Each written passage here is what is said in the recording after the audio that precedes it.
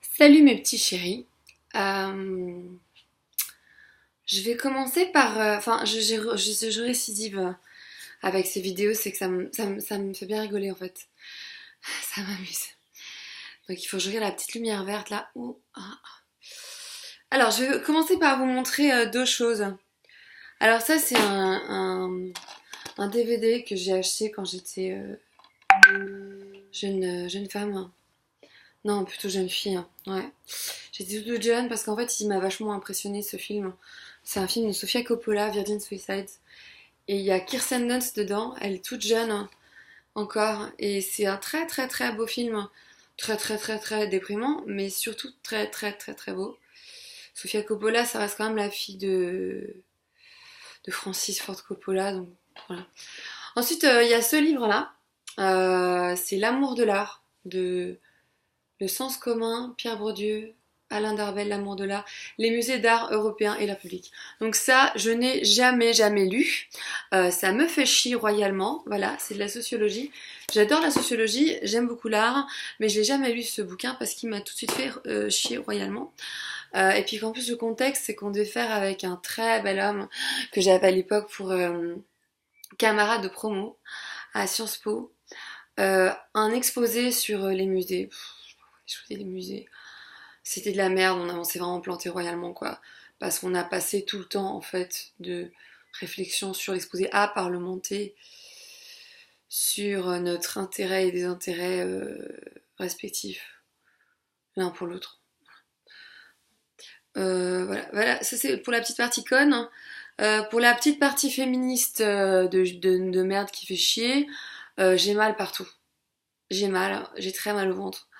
J'ai mal au dos, je suis fatiguée, j'ai des céphalées de malade, hein, vous savez pourquoi? Syndrome menstruel, je suis menstruée. Donc là, j'ai mal partout, hein, et je suis fatiguée. Donc c'est pour ça que je pense, en tant que féministe de merde, en tant que connasse de féministe, qu'on devrait payer les femmes, non pas un salaire égal à celui des hommes, mais un salaire supérieur à celui des hommes, parce que pendant toute la semaine fatidique de menstruation, bah, nous, on fait tout ce que vous faites, les gars, mais en plus en ayant mal partout et en saignant. Hein. Voilà, pour ceux qui ont peur du sang, on est quand même un peu courageuse. Hein. Bon. Alors, du coup, je vais me transformer en Wonder Woman sous vos yeux pour vous lire un petit poème. Mais d'abord, vu que j'ai mal partout et que j'ai quand même envie de le faire, cette petite vidéo, j'ai quand même envie de la faire. Je vais me transformer sous vos yeux en Wonder Woman. Et la meilleure façon que j'ai trouvée pour faire ça, c'est de faire un tour à 360 degrés sur moi-même. Sur moi-même, un tour à 360 degrés. Ah, mais on m'informe qu'une petite grue ici, une petite grue va m'aider à me transformer en Wonder Woman. Voilà, alors je vais le faire. Alors, attention. Voilà. J'ai fait un petit peu plus que 360 degrés. J'espère que ça ira quand même. Voilà, donc, moi, hop, je vois chez moi. Moi, ce que j'aimerais faire, c'est vous lire un petit texte dans la salle des livres, de la bibliothèque. Franchement, c'est dur parce que là, j'ai vraiment envie de vomir. Oui, je sais, je suis une féministe de merde, connasse, qui insiste sur son syndrome menstruel, mais c'est vrai, quoi. C'est la vérité crue. Est-ce que vous, quand vous faites une entorse, vous nous dites pas, les gars, putain, je suis une entorse, j'ai mal, hein. Bon, bah voilà, moi je saigne, j'ai mal. De l'intérieur, quoi. Hémorragie. Bon, mais ça va pas m'empêcher de vous lire un poème que j'ai écrit. Et en plus, j'ai même pas pris mes lunettes, alors vous voyez, c'est la catastrophe. Mais on va s'en sortir. Je vais me mettre à l'aise, hein, parce que sinon je vais pas y arriver.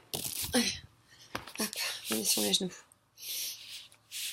Je fais un gros plan sur mes seins, sinon c'est une option. Allez, hop, voilà. Attendez, coussin.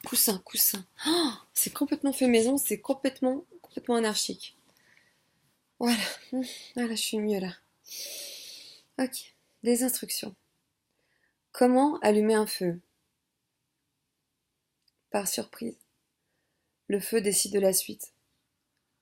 Se regarder dans les yeux et entendre le flou, voir le silence, laisser faire le hasard. Après un doute, des résistances reptiliennes, céder à soi. Ne pas rire follement, mais se chatouiller tout le temps. Faire l'amour passionnément, souvent pas parfaitement. On s'apprend, jouer aux enfants, avec grandeur et sentiment. Chaque jour est vaste. On flotte telles des huiles précieuses à la surface de l'eau salée. Le sable masse les genoux. Hier, c'est maintenant. Pardon. Ici, c'est maintenant. Ici, c'est maintenant. Hier est oublié et demain n'existe pas. Je répète. Ici, c'est maintenant. Hier est oublié et demain n'existe pas. Les bras en croix sur la dune, glaive de bois flotté déposé, jambes à demi écartées, rien ne peut arriver.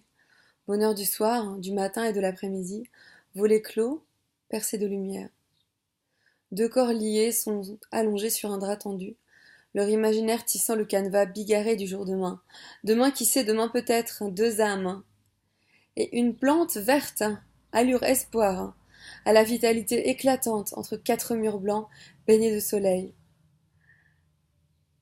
Les heures qui s'écoulent dans l'évidence sont parées d'une simplicité désarmante. Paix sur le monde, le temps de deux battements de cœur. Alors, allez là où vivent les baleines et les petits chevaux marins, sur la rive au bord du monde inconnu. On pourra avec ses mains creuser un trou.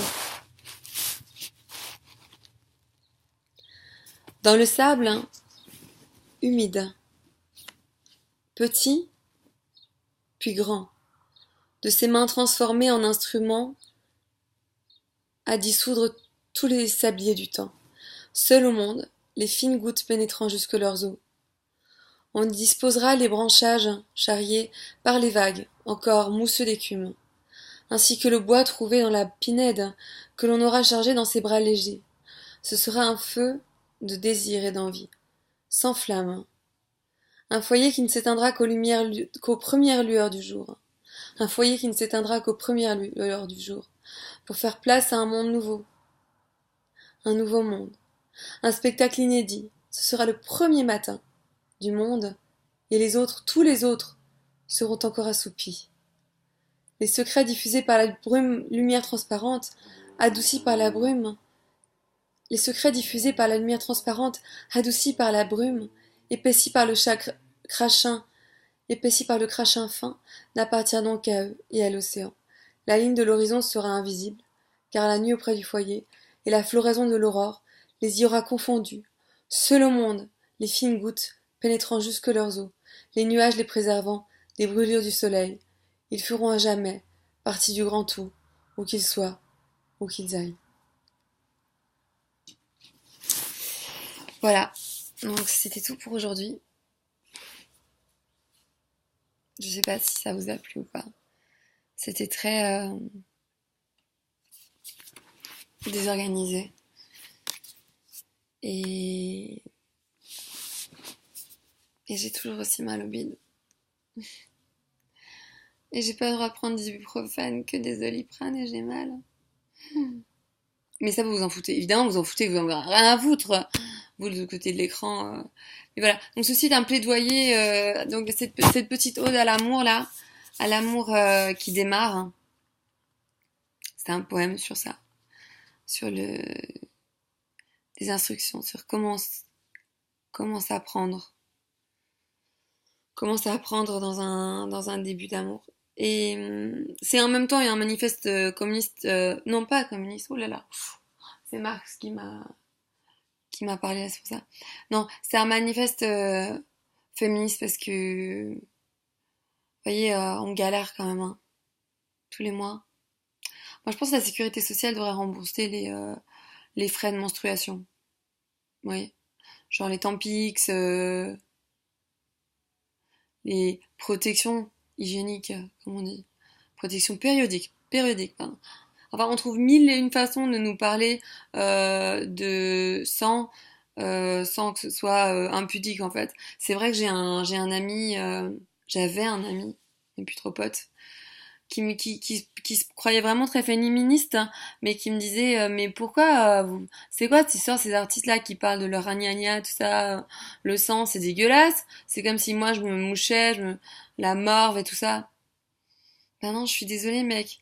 Parce que quand toi, tu te fais une blessure, hein, quand toi, tu te blesses le doigt avec ton couteau, est-ce qu'on trouve ça aussi dégueulasse que si on voyait ta morve couler de ton nez? Non? Donc c'est pareil. C'est pas parce que ça sort du vagin que c'est dégoûtant pour autant. Voilà. Et puis ça tâche, et puis ça... Voilà, c'est comme ça. Mais donc voilà, double emploi, hein, vidéo double emploi, vidéo, vidéo féministe connasso, et puis poésie, que je vous ai lu très spontanément, pas bien du tout, mais je vais pas refaire la vidéo parce que je suis menstruationnée et j'ai mal au ventre, et maintenant je vais retourner me coucher. Merci, gros bisous.